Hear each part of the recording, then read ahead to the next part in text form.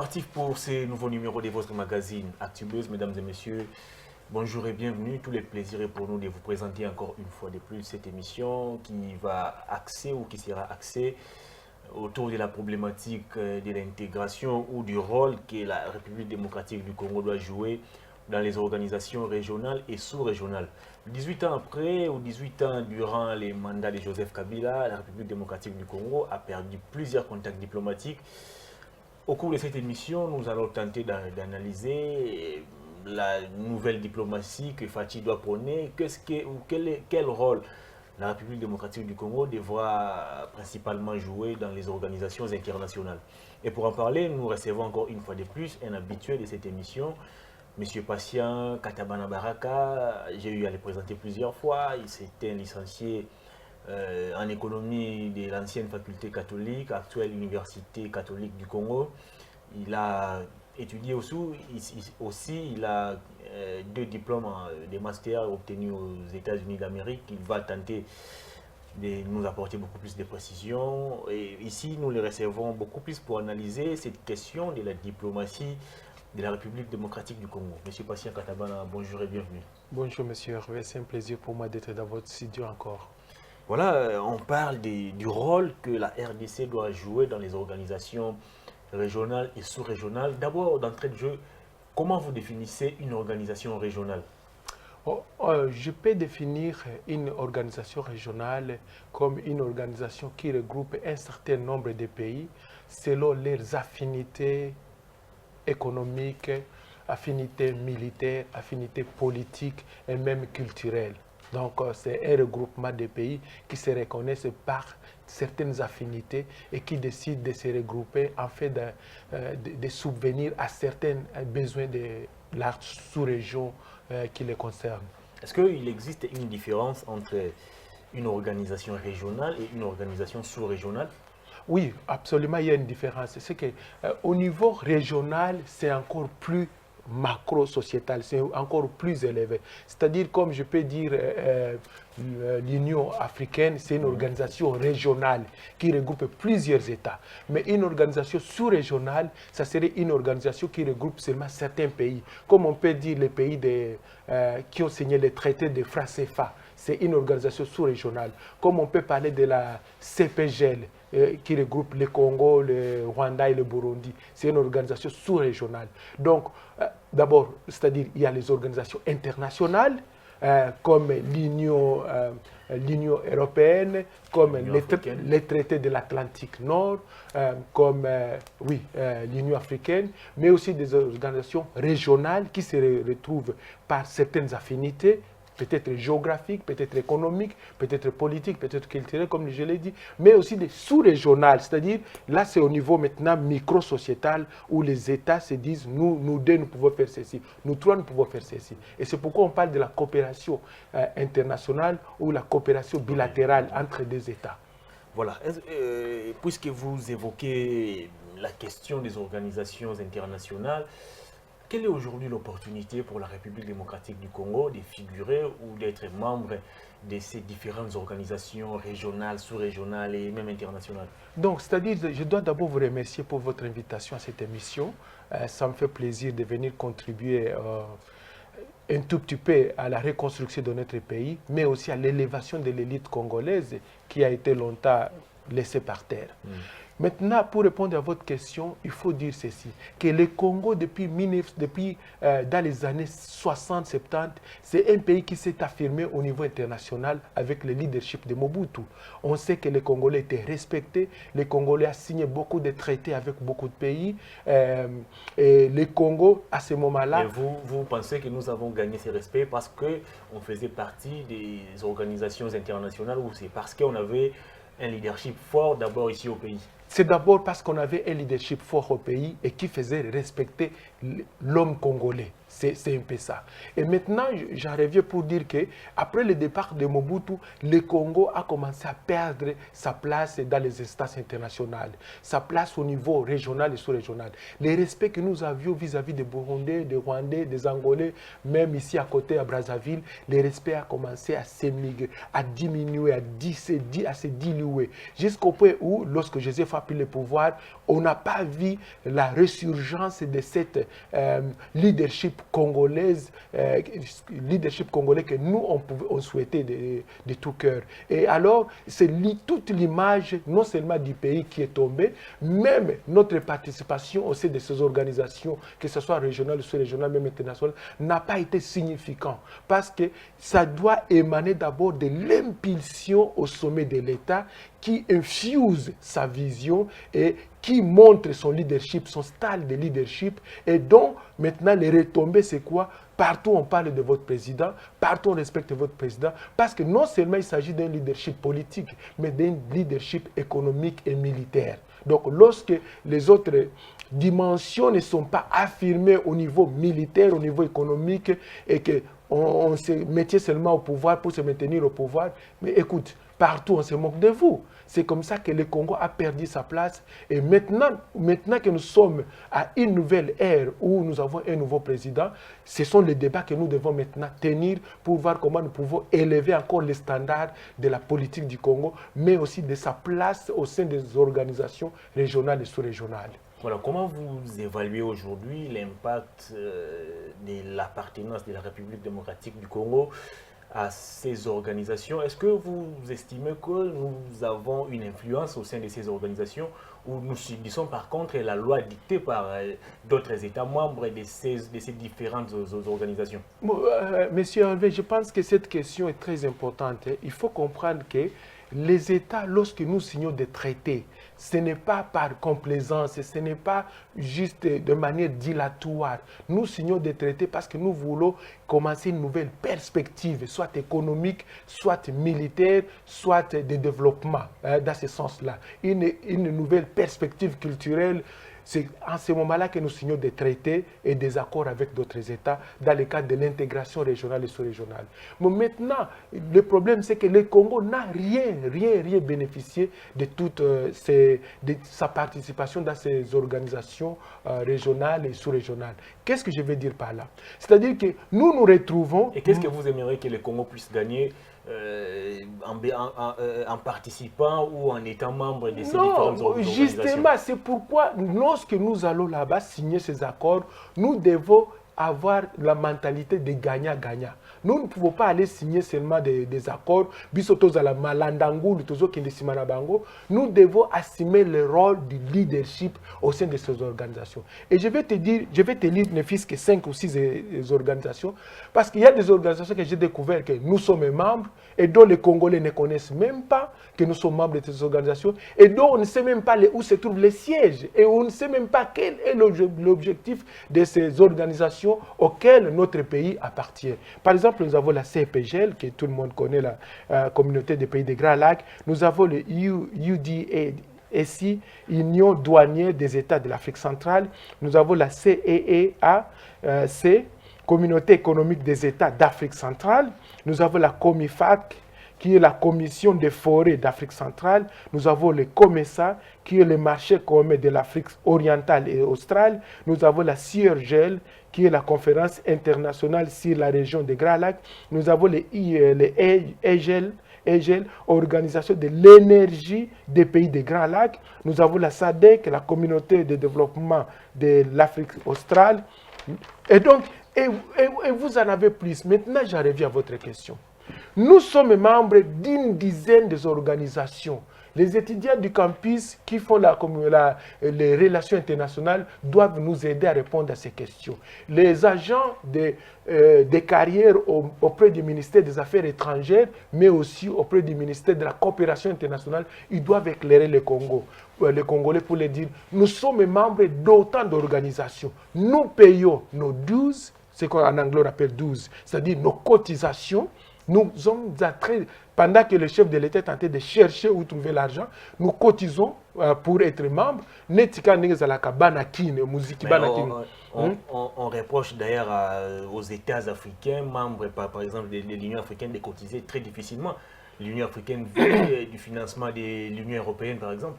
Mais écoute, si nous sommes membres des Nations Unies, pour demeurer, pour garder votre membership, nous sommes en train de payer. Pour être membre de l'Union africaine, l'Union africaine, nous sommes en train de payer. Même de la BAD, Banque de développement africaine, même de la FMI, le Fonds monétaire international. Toutes ces organisations-là, pour être membre, il y a des critères qu'il faut suivre, il y a des montants qu'il faut payer, un minimum au maximum, selon votre économie, selon votre potentialité. Mais je reviens sur ma question. On reproche aux États africains, membres des différentes organisations internationales, de cotiser très difficilement, d'où ces différentes organisations ont du mal à fonctionner correctement. Mais vous pouvez dire cela, mais si vous dites qu'ils ont du mal à fonctionner, mais ils ont un budget qui est préétabli. Et ce budget vient principalement des cotisations des États membres. Des États membres. Alors que ces mêmes États cotisent très difficilement. Mais c'est pourquoi j'en reviens au Congo. Moi, je ne parle que par rapport au Congo. Nous, par exemple, il y a un document que j'ai découvert de l'Organisation de l'Unité africaine à l'époque. En 1998, je pense que les gens peuvent rechercher ça sur Internet, les Congo, les Zaïre à l'époque, avaient donné 962 millions de dollars à l'Union africaine. Et dont c'était pour quel motif? Dont la moitié, au moins 500 millions, était notre contribution à la libération de certains pays africains, à la libération de l'Afrique, et l'autre partie était notre cotisation au sein de l'instance de l'Union africaine. Donc vous voyez, c'était beaucoup d'argent. Et aujourd'hui, j'estime que si nous sommes membres de la SADC, nous sommes membres de COMESA, nous sommes membres de CIRGL, nous sommes en train de contribuer. Mais la problématique qui se pose, c'est celle-ci. Si les contribuables, l'argent des contribuables congolais est en train d'aller dans ces organisations-là, qu'est-ce que nous gagnons en retour? Parce que nous ne pouvons pas signer ces traités-là juste par complaisance ou par bonne volonté. Nous devons étudier les dossiers à fond en comble pour dire que voici ce que le Congo va gagner avec cette union douanière avec l'Ouganda. Voici ce que nous allons gagner dans les CIRGL par rapport à qui regroupe le Congo, le Rwanda, le Burundi et l'Ouganda. Qu'est-ce que nous allons gagner? Parce que lorsque vous analysez les structures de ces organisations là-bas, bon, quels sont leurs objectifs? Si l'objectif est la paix, mais nous n'avons pas la paix encore à l'Est, mais nous sommes membres. Si du moins nous remarquons que ça ne fonctionnait pas, nous devons nous en retirer. Donald Trump, vous m'excusez de vous donner l'exemple de Donald Trump, lorsqu'il est venu au pouvoir, bon, il a revu certains accords que nous avons signés, l'accord de la coopération de l'Amérique du Nord et du Sud avec le Mexique et le Canada, les accords économiques de l'Atlantique Nord, je ne sais pas, mais aussi de l'Asie, la coopération de l'Asie. Et il s'en est retiré. Il a dit non, non, non, non. Nous ne pouvons pas continuer à donner 100 millions de dollars pour l'environnement pendant que les autres sont en train de polluer. Nous ne pouvons pas, ça c'est l'accord de Paris, nous ne pouvons pas continuer à ouvrir notre marché économique aux produits de l'Asie pendant que nos biens ne sont pas vendus sur ce marché-là. Il faudrait que vous acceptiez que nous puissions vendre nos voitures, nos véhicules, nos produits là-bas pour que vous puissiez vendre sur notre marché. Donc il doit y avoir un peu de protectionnisme lorsque nous signons ces accords-là. Lorsque nous signons un accord, par exemple la SADC, que tout le monde connaît. Mais que dit ces accords-là? Parce qu'il faudrait que les Congolais connaissent finalement le contenu de ces accords. Lorsque un pays membre de la SADC, lorsque on voit que les populations d'un pays membre de la SADC, toutes les populations de notre pays membre de la SADC, comme on s'est attaqué aux Congolais en Afrique du Sud, mais la SADC doit en faire un communiqué. La SADC doit se prononcer et dire non, ça ce n'est pas acceptable. Un pays membre doit être respectueux des citoyens de notre pays membre. C'est ce qu'on attend de ces accords-là. Aussi, c'est la SADC en tant que structure d'intégration économique, qu'on nous dise quelle université ils vont construire au Congo, quelle route ils vont construire au Congo, quelle usine ils vont construire au Congo. Mais écoute, M. Hervé, je pense qu'on ne doit pas se complaire dans des structures et superstructures qui nous prennent l'argent, qui sont budgétivores et dont le Congo ne se retrouve pas. Nous devons remettre en cause ces organisations-là. Une dizaine d'organisations qui ne nous bénéficient à rien. Donc, je pense que ça, c'est le premier point. Le deuxième point, il faut comprendre qu'au sein de ces organisations-là, il y a des animateurs, il y a des fonctionnaires. On doit nous dire, et nous devons être capables de dire, lorsque nous avons signé les accords de CIRGL, qui sont les, je vais dire, des citoyens congolais ou des fonctionnaires congolais. C'est là que j'allais en venir. Il se pose un problème de représentativité des Congolais au sein de ces différentes organisations dans lesquelles appartiennent la République démocratique du Congo. Nous avons ici des étudiants qui, chaque année, terminent leurs études à l'université.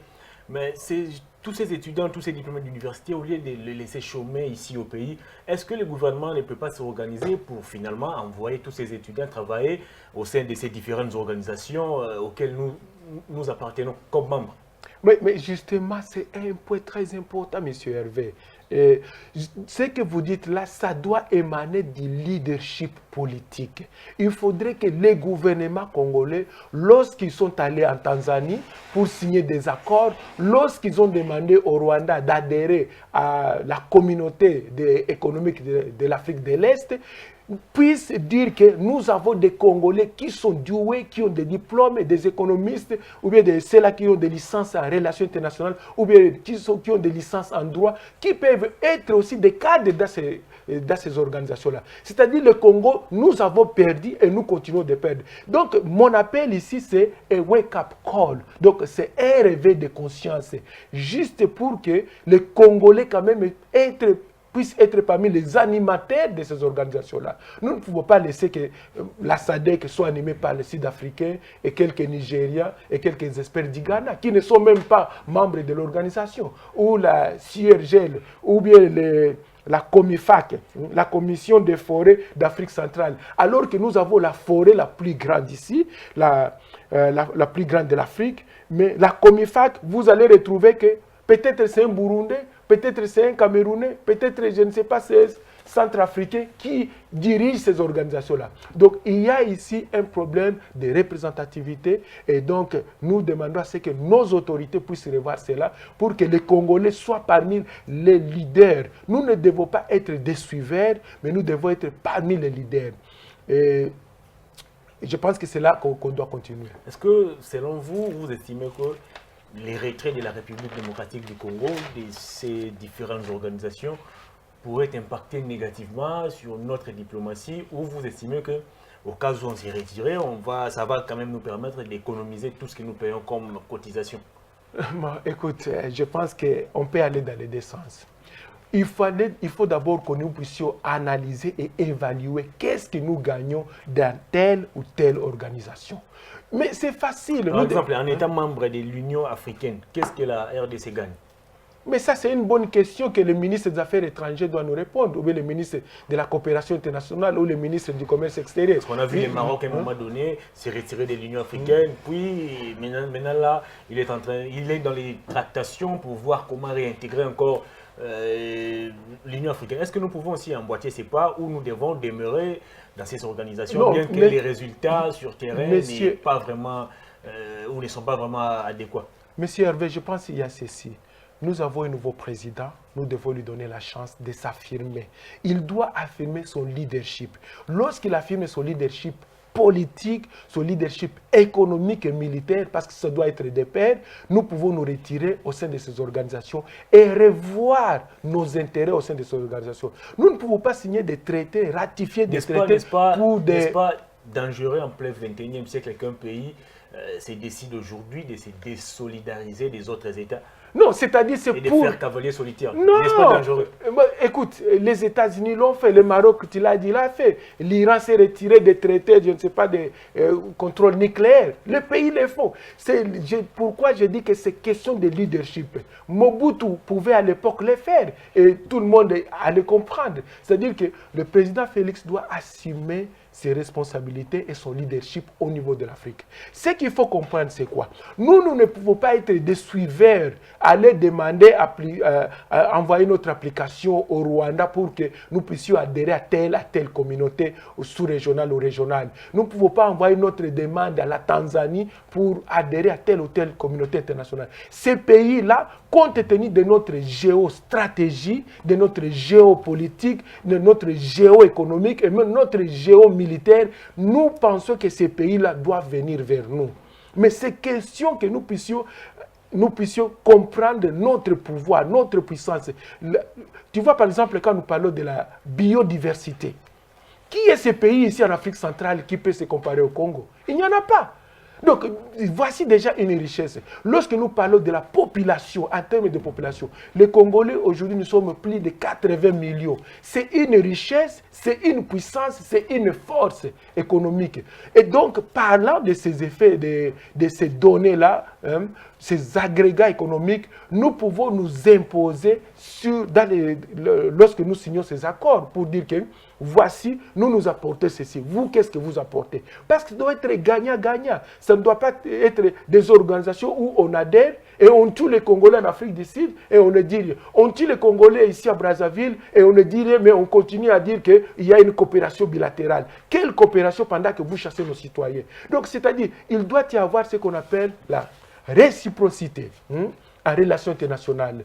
Lorsque nous sommes membres d'une organisation et que nous ne retrouvons pas, comme dans notre plan fait, nous sommes libres de quitter et de revoir les calculs. Et s'il est temps que pour nous puissions adhérer, nous allons encore y revenir. Donc c'est question d'abord de préserver les intérêts nationaux de notre pays. Ce n'est pas question de chercher à plaire à des pays tierces parce que nous sommes gros. Non.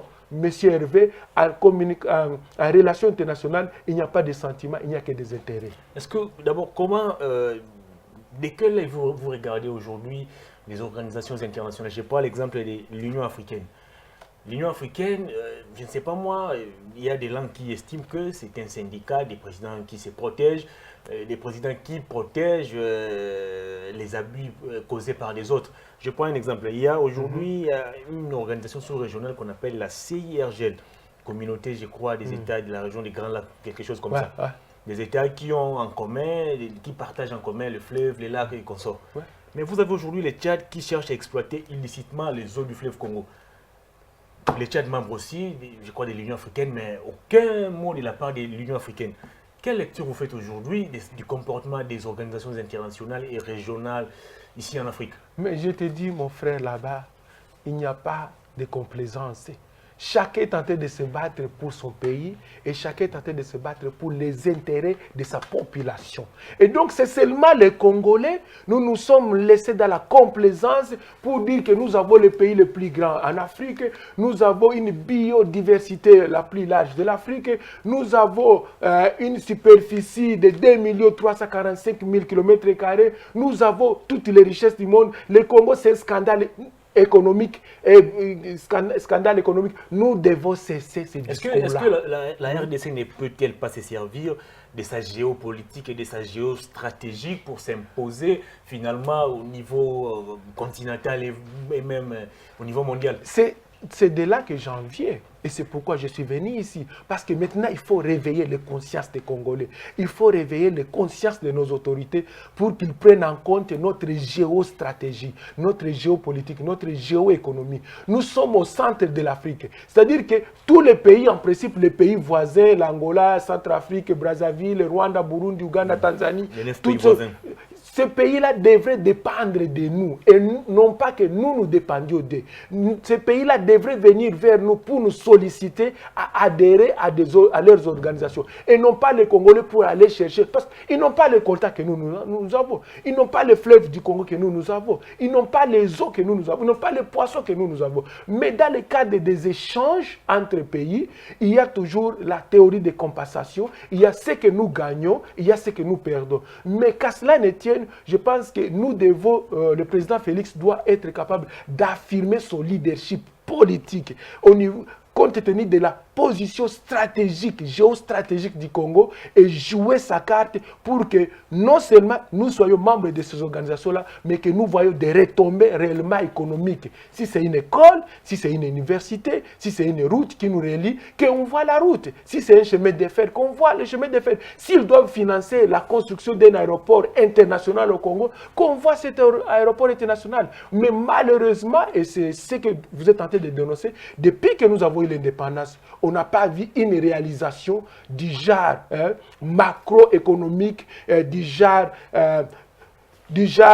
qui peuvent dire que non, ça c'est une réalisation que nous avons obtenue avec la coopération avec l'Angola. Ça c'est une réalisation qui est venue de la Comessac. Ça c'est une réalisation qui est obtenue. Mais je vais vous donner un exemple. Nous sommes membres de la CIRGL, qui est la communauté des pays des Grands Lacs, qui englobe le Congo, Congo démocratique, l'Ouganda, nous avons le Rwanda et je pense le Burundi. Le Congo d'en face aussi. Bon, mais maintenant, dites-moi, nous sommes en train de faire face à des milices armées interminables à l'est du Congo. Est-ce que ces pays-là ont envoyé leurs militaires pour nous soutenir? C'est une bonne question. Est-ce que ces pays-là ont construit même un hôpital là-bas pour dire que les victimes des viols, les victimes des attaques peuvent venir se soigner ici dans le cadre de la solidarité au sein de la CIRGL? Il n'y en a pas. Mais d'abord, quelle attention nous-mêmes Congolais, ici en intérieur, accordons à tous ces compatriotes victimes de ces violences? Non, mais ça c'est une autre dimension. Mais moi je parle d'abord de la dimension internationale où nous sommes membres de certaines structures. L'impulsion doit venir au niveau interne. L'impulsion doit venir au niveau interne, mais la redevabilité, mais aussi la transparence, mais aussi la responsabilité, mais aussi la bonne gouvernance. Je pense que ce sont les concepts clés que nous devons voir dans la gestion de ces organisations. Il faudrait qu'il y ait des Congolais qui soient non pas seulement des fonctionnaires, mais aussi qui dirigent ces organisations. Et nous en avons les capacités, nous en avons les diplômes, nous en avons la matière grise. Qu'est-ce qui manque? Monsieur Hervé, je pense que nous pouvons diriger ces organisations-là. Et lorsque moi ou vous êtes là-bas, donc vous allez maintenant plaidoyer pour la cause des Congolais et des Congolaises, plaidoyer pour la cause de votre pays, mais aussi protéger les intérêts de votre pays. Malheureusement, nous sommes une minorité au sein de ces organisations. Je te dis, même si vous allez aux Nations Unies, vous trouverez les Ghanais, les Sénégalais, les Ouattara, les Ouadougou qui sont là-bas, mais les Congolais, vous les trouvez rarement, très rarement. L'Afrique, du haut de ces 54 pays qui les composent, ne figure pas parmi les 5 pays membres permanents du Conseil de sécurité. Mais justement... Ce qui est vraiment à déplorer. Donc, je ne voudrais pas amener la discussion au niveau international. Je voudrais amener la discussion au niveau local où le Congo a des accords de coopération bilatérale avec le Rwanda, avec la Zambie. Moi, je n'attends pas que nous puissions donner la voie libre à la Zambie pour qu'ils viennent acheter notre colta moins cher et qu'en contrepartie, ils nous donnent des maïs. C'est parce que nous avons faim. Mais écoute, ça c'est quel genre de coopération? Je pense que nous devons dénoncer ce genre des accords pour dire que le Congo de Félix Tshisekedi ne doit pas se comporter comme un petit enfant. Le Congo de Hervé et de Patient Baraka doit se comporter comme un pays capable de s'autofinancer, capable de protéger ses intérêts, capable de protéger ses citoyens. Lorsque à côté ici, on chasse les Congolais, nous devons utiliser le principe de réciprocité. Donc on chasse les Congolais, nous aussi nous chassons les citoyens. Ou alors on négocie des termes pour voir comment les Congolais vont rester là-bas, à Brazzaville, et les Congolais de Brazzaville vont rester chez nous, sans être inquiétés. Mais c'est un peu ça, c'est que je voudrais que vous puissiez comprendre que lorsqu'on parle des relations internationales, il n'y a pas de sentiments, il n'y a pas des émotions, il n'y a que des intérêts, monsieur Hervé. Et il faut avoir vos propres filles, vos propres fils dans ces organisations-là pour protéger vos intérêts et combattre, pour plaidoyer la cause de votre pays. Alors, selon vous, qu'est-ce qui bloque pour que la RDC puisse s'affirmer au niveau de toutes ces organisations auxquelles elle appartient? Est-ce un problème de leadership ou une question liée à la bonne gouvernance? Comment vous expliquez cela? Non, je pense qu'il y a plusieurs explications à cela. Mais on ne peut pas avoir un élément seul, par exemple, dire que c'est la leadership politique. Mais le leadership politique, il devient fort lorsque vous avez une armée forte, monsieur Hervé. Lorsque vous avez une économie émergente, une économie qui décolle, ça sous-tend, ça devient une structure qui soutient les actions du gouvernement, la parole du chef de l'État. Lorsqu'il circule, et on sait qu'au Congo, nous avons déjà construit 5 aéroports internationaux, nous avons 3 ou 4 autoroutes qui nous relient d'abord, et c'est là maintenant que nous pouvons aller négocier les intégrations sous-régionales. Il faudrait que d'abord nous-mêmes, M. Hervé, nous soyons capables de circuler dans notre pays, construire des routes, des ponts, des écoles, être capables de décoller d'abord avant d'adhérer à ces organisations-là. Parce que finalement, l'impression que nous avons, c'est quoi? C'est que nous allons adhérer à une organisation de l'Afrique de l'Est, comme on a vu le président aller en Tanzanie. Il a fait un beau discours, on s'en félicite. Mais qu'est-ce que nous gagnons qu'est-ce que nous gagnons dans cette organisation-là? S'il faut aider que la Tanzanie puisse maximiser sa pêche dans les lacs Victoria, dans les lacs Kivu. Mais nous devons nous mettre en compte que c'est d'abord les intérêts du Congo et des Congolais que nous devons protéger lorsque nous adhérons à ces organisations-là. C'est beaucoup plus cette problématique. Mais il faut dire que le chef de l'État actuel, il ne doit pas dire, comme il a dit devant les Congolais, bon, en fait, c'est un discours. Il a dit, je ne sais pas si vous avez suivi lorsqu'il était en Belgique, il a dit, ne faites pas de moi un dictateur. S'il vous plaît, ne faites pas de moi un dictateur. Et moi, je dis au chef de l'État, M. Félix-Antoine Tshisekedi, qu'il ne peut pas nous dire cela. Parce que le Congo, dans sa configuration actuelle, avec des milices armées qui surgissent de toutes places, là, il a mis en rapport avec ceux qui ont tendance à faire les cultes des personnalités. Non, mais c'est-à-dire que lui, il doit s'affirmer. Et je vais répondre à la question.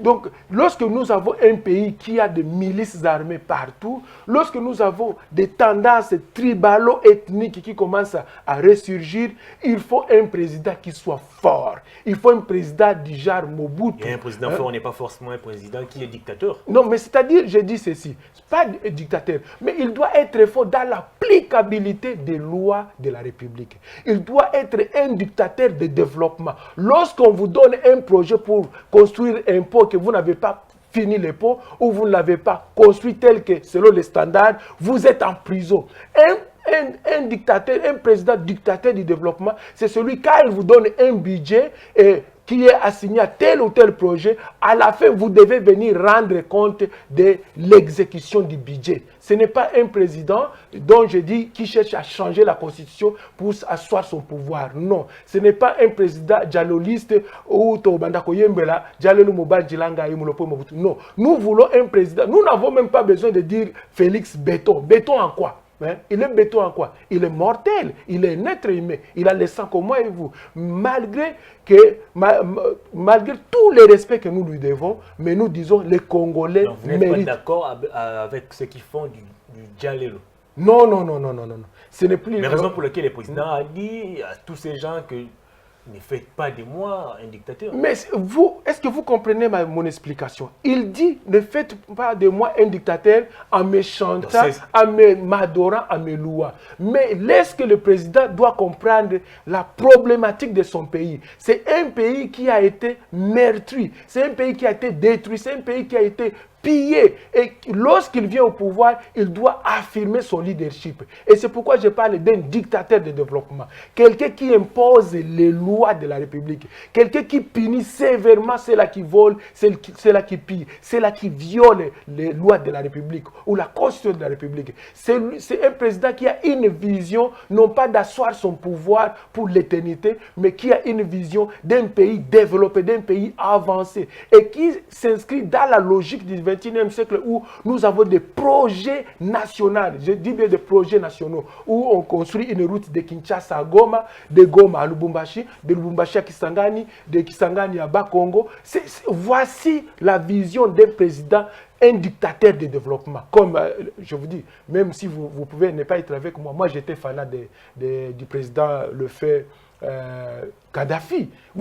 Parce qu'il a construit son pays, il a utilisé l'argent de son pays, il a refusé d'investir à l'extérieur, mais il a beaucoup construit son pays. Et donc, voici le modèle d'un président que nous voulons aujourd'hui. Parce que si vous venez avec un style tel que nous le voyons aujourd'hui, d'un pasteur de l'église ou de la Bible à la main, écoute, je n'ai jamais vu un pays qui a été construit par la Bible et je n'ai jamais vu un pays où l'éducation pastorale a développé. Mais je pense que c'est beaucoup plus le strict respect des lois, règlements et textes de la République qui peut élever un pays et qui peut construire le Congo aujourd'hui. Et c'est pourquoi je parle d'une dictature de textes, d'une dictature de développement, d'une dictature de projets de développement, où la responsabilité, où la rédavabilité, où la transparence, où la bonne gouvernance sont des termes clés, des concepts clairs où les gens viennent se justifier pour leurs actions. Alors, concrètement, qu'est-ce que vous proposez au nouveau gouvernement de la République démocratique du Congo en matière de diplomatie? Non, la République démocratique du Congo est tombée trop bas. Pendant tous les mandats de Joseph Kabila, la diplomatie congolaise est tombée. Vous savez, il y a ceux-là qui sont sous les sanctions internationales, vous avez ceux-là qui ne peuvent pas voyager, mais vous avez ceux-là... Ce sont des sanctions qui n'engagent pas les pays. C'est pourquoi je vous dis, vous avez des pays qui étaient des pays, des micro-pays aujourd'hui, qui se sont élevés et commencé à même à challenger notre pays. Et donc, je pense que ce que je peux proposer, c'est nous devons revoir et réviser tous les traités et tous les traités et les accords que nous avons signés dans le cadre des organisations régionales et sous-régionales. Est-ce que cela ne risque pas de prendre tous les 5 ans de Félix? Non, mais il y a des commissions ad hoc que nous pouvons créer, des commissions techniques, des gens qui ont l'expertise dans les organisations. Et ils vont voir, il est prévu que notre cotisation est de 2 millions par mois ou bien par an. Mais malheureusement, nous n'avons rien vu comme exécution. La SADC devait nous aider, par exemple, à l'intégration, dans l'intégration économique sur des pays de l'Afrique centrale et de l'Afrique australe. Mais nous ne voyons rien, mais peut-être la SADC devait nous aider dans le cadre des échanges avec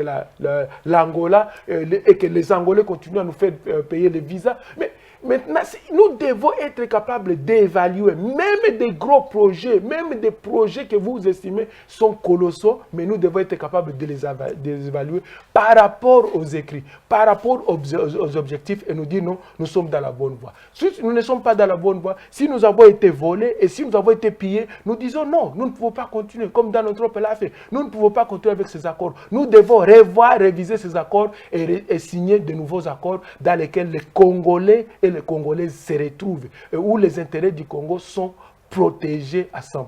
Donc vous estimez que la RDC, pour s'affirmer au niveau africain, doit revoir les traités qu'il a signés dans les différentes organisations régionales et sous-régionales? Oui, absolument, parce que nous sommes en train de contribuer. L'argent du contribuable congolais est en train de partir là-bas. Nous avons signé certains traités juste par complaisance, parce que nous sommes un gros éléphant et chacun veut avoir un morceau. Mais, monsieur Hervé, je vous répète encore que par notre position géostratégique, nous ne pouvons pas aller demander au Rwanda l'autorisation d'adhérer à une communauté de l'Afrique de l'Est. Sincèrement, ça c'est... La RDC est allée demander au Rwanda l'autorisation d'adhérer. Non, actuellement, il semble que nous avons envoyé une demande d'adhésion à la communauté des pays de développement de l'Est de l'Afrique. Mais écoute, moi, c'est un exemple seulement que je vous dis. Mais au niveau de la géostratégie, ce sont les pays voisins qui devraient venir au Congo. Est-ce que d'abord, nos autorités se rendent compte de la position géopolitique et géostratégique de notre pays? Avez-vous l'impression que nous avons des autorités qui comprennent réellement ce que nous représentons? Non, mais peut-être les autorités congolaises n'ont pas encore compris cela. Et c'est pourquoi nous sommes en train de faire cet éveil de conscience pour qu'ils comprennent. Tu vois, à l'époque de Nimi, Maître Nimi, à l'époque de Pinga Kasenda, ces vieux-là, ils nous ont inspirés. Lunda Bululu. Ils nous ont inspirés parce qu'ils ont élevé les standards. Lorsqu'un Congolais allait au Rwanda, on les respectait. Lorsqu'un Congolais passait à Brazzaville, on les respectait. Même à Centrafrique, mon frère, moi je vous dis, même à Bujumbura, dans les pays où nous avons eu la chance de circuler, on voyait un Congolais, on les respecte. Congolais nenga lataka, nenga liaka, nenga tambolaka, nenga lalaka, nous étions une race spéciale, je veux dire une race améliorée des Congolais à l'époque. Mais aujourd'hui, où est-ce que nous sommes tombés? Nous sommes tombés au bas de l'échelle. Tout le monde se moque des Congolais. Tout le monde et tous les Congolais. Tout le monde. Pourquoi? C'est parce que la politique économique, la politique sociale, la politique politicienne n'a pas élevé les standards de l'homme congolais. Est-ce que la responsabilité de la situation dans laquelle se trouve le Congo aujourd'hui, c'est plus au niveau politique où vous estimez que nous, comme peuple, nous avons aussi une part des responsabilités? Non, la responsabilité est partagée. Bien que la responsabilité soit partagée, M. Hervé, nous sommes en train de débattre sur une matière très fluide, une matière de la coopération internationale. Nous devons nous rendre en évidence que c'est d'abord les leaders politiques au sommet de l'État qui créent cette impulsion. Lorsqu'il crée l'impulsion, comme Mobutu avait créé l'impulsion, il a fait respecter les Zaïrois de l'époque, mais aujourd'hui les Congolais. Il faudrait que nous soyons fiers de notre congolité, mais que nous aussi nous soyons respectueux des accords, mais aussi de nos lois. Vous attendez ce que je dis? Donc, si nous respectons nos propres lois, nous nous comportons comme des vrais citoyens. Je vous dis sincèrement, le comportement à l'extérieur, la façon dont on nous regarde, la façon dont on nous traite va changer. Parce que si on tue un Congolais en Ouganda et que le chef de l'État ne dit rien, on va tuer un Congolais en Tanzanie et le chef de l'État ne dira rien. On tue un Congolais en Afrique du Sud et le gouvernement ne dit rien. Finalement, nous serons tués partout comme des moutons qu'on amène à la boucherie. Mais si le président réagit automatiquement, directement, compte tenu de la situation qui prévoit en Afrique du Sud, ou en Angola, ou à Brazzaville, ou au Rwanda, ou à Burundi, je vous dis, ces gens se diront non, mais il y a un éveil de conscience. Maintenant, l'autorité congolaise, les leaders congolais ou l'élite congolaise a compris son importance et son rôle qu'il doit jouer au sein des organisations régionales et sous-régionales. Donc, c'est très important. Voilà, M. Patient Baraka, nous sommes arrivés à la fin de cette émission. Comme d'habitude, vous allez regarder la caméra devant vous et vous allez vous adresser à tous les Congolais qui vous regardent à travers le monde. Pour m'adresser, d'abord, je m'adresse à mon gouvernement, le gouvernement congolais et au chef de l'État, son Excellence Félix Antoine Tshilombo. Donc, nous disons qu'au moment où nous sommes en train de vivre l'alternance politique, nous voulons que notre gouvernement puisse revoir et réviser tous ces accords que nous avons signés, des accords et les traités d'intégration régionale et sous-régionale. Il faudrait que les Congolais intelligents, les Congolais qui ont le savoir-faire et le savoir-être, puissent revoir ces accords-là pour voir dans quelle mesure ça nous bénéficie et en quoi ça nous bénéficie. Quels sont les objectifs de ces accords-là? Parce qu'on ne peut pas continuer à subir des guerres qui nous viennent de l'extérieur et pendant que nous avons des accords de coopération avec ces pays-là et ces pays-là ne nous aident pas. Donc je pense que nous devons revisiter tous ces accords-là pour voir comment nous pouvons préserver et protéger d'abord les intérêts du Congo. Que ce soit au niveau de la biodiversité, que ce soit au niveau de l'eau, que ce soit au niveau de la faune et de la flore, que ce soit au niveau de nos minerais, que ce soit au niveau des échanges interfrontaliers ou des populations qui circulent au niveau des frontières, des deux frontières. Nous devons être capables de protéger nos intérêts à tous les niveaux, mais aussi nous voulons un leadership qui doit s'affirmer avec une dictature du développement, une dictature qui impose la légalité et le respect des lois de la République, des textes et de la constitution du pays. Et c'est là, et c'est seulement cela que nous demandons, et nous ne demandons pas les dialoguistes, nous ne demandons pas les bétonistes qui commencent à chanter, mais nous voulons le respect des lois afin que le Congo d'aujourd'hui puisse s'élever. Monsieur Patient Katabana Baraka, merci de votre passage. Merci beaucoup, mais je voudrais dire merci aussi à mes amis et mes collègues de l'Institut technique de la Victoire où j'ai terminé mon diplôme d'État à l'année 89. Donc, toute la génération attenée de la Victoire, je vous remercie. Mais je remercie aussi mes collègues et amis qui me soutiennent de l'Université catholique du Congo. Ex-faculté catholique de Kinshasa où nous avons terminé en économie et développement. Et donc, je remercie également tous les amis de la diaspora congolaise qui sont derrière nous et qui savent que nous sommes venus ici pour éveiller la conscience, et non, mais aussi participer à la reconstruction de notre pays, la RD Congo. Que Dieu bénisse notre pays et Dieu vous bénisse tous les Congolais. Fin de cette émission, mesdames et messieurs. Merci de nous avoir suivis. Un grand merci à Néhémie qui a réalisé cette émission, mais aussi à Jacob qui observait, je ne sais pas moi s'il observait quoi. Merci à toute l'équipe de Congo Best TV. Prochain rendez-vous très prochainement. Au revoir et à bientôt.